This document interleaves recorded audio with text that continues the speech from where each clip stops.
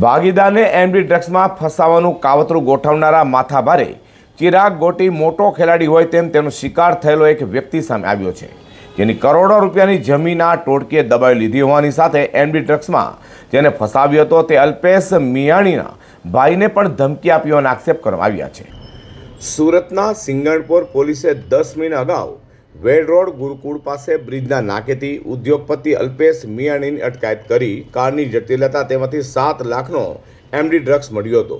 જંગે તપાસ કરાતા અલ્પેશના ભાગીદાર ચિરાગ ગોટી અને તેના ભાઈ નિરાંત ગોટી તથા પિતા ઘનશ્યામ ગોટીએ આખું કાવતરું રચ્યું હોવાનું સામે આવતા જ પોલીસે નિરાંત ગોટી અને તેના પિતા ઘનશ્યામ ગોટીને ઝડપી પાડ્યા હતા।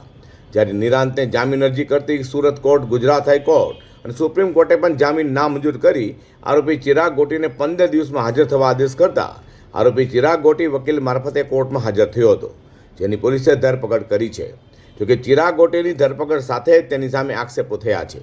ચિરાગ ગોટીયાણી મંડળીનો ભોગ બનેલા જિગ્નેશ વ્યાસે પોતાની આપવીતી દાખવતો વિડીયો વાયરલ કર્યો હતો, જેમાં તેણે આ ટોળકીએ માર માર્યા બાદ 23 કરોડ રૂપિયાની પ્રોપર્ટી દબાવી રાખી હોવાનો આક્ષેપ પણ કર્યો હતો। સાંભળો ચિરાગ ગોટીયાણી મંડળીનો ભોગ બનેલો જિગ્નેશ વ્યાસ એ કેવા આક્ષેપો કર્યા છે। હું જિગ્નેશ વ્યાસ, હું ડાયમંડના ધંધા સાથે થોડા સમય પહેલાં સંકળાયેલો હતો। એ સમય દરમિયાન મારે ઘનશ્યામ મકવાણા, હિતેશ મકવાણા સાથે મિત્રતા હોવાથી એની પાસેથી 2 કરોડનો ડાયમંડનો માલ લીધેલો હતો। એમાં કંઈક 70 લાખ રૂપિયા ચૂકવીને 1 કરોડ 14 લાખ ચૂકવવાના હતા। એ સમય દરમિયાન મેં એમને સિક્યુરિટી પેટે પ્લોટ આપેલા હતા।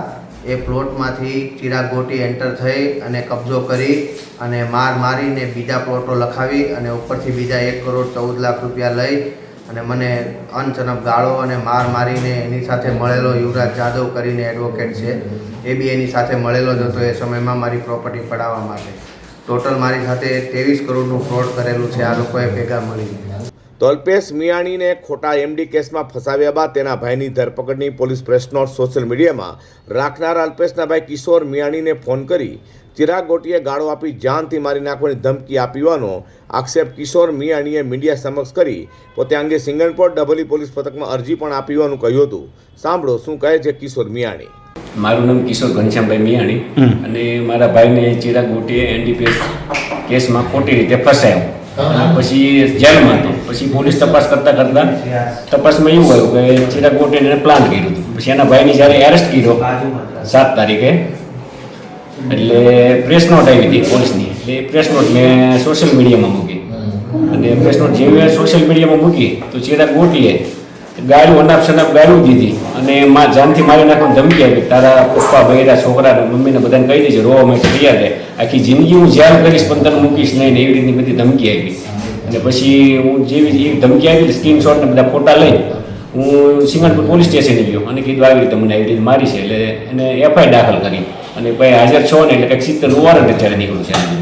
ત્યારે કુખ્યાત એવા ચિરાગ ગોટીના આતંકનો ભોગ બનેલા તેની ધમકીથી ડરી ગયેલા લોકોએ સોશિયલ મીડિયામાં વિડીયો બતાવી તેના આતંકના પરચો બતાવ્યો છે। ત્યારે હજુ પણ આવા કેટલાક લોકો હશે કે જેઓને ચિરાગ ગોટી તેની ટોળકીએ પોતાનો શિકાર બનાવ્યો છે, તેઓ પણ ટૂંકમાં પોલીસ સમક્ષ આવશે તેમ લાગી રહ્યું છે।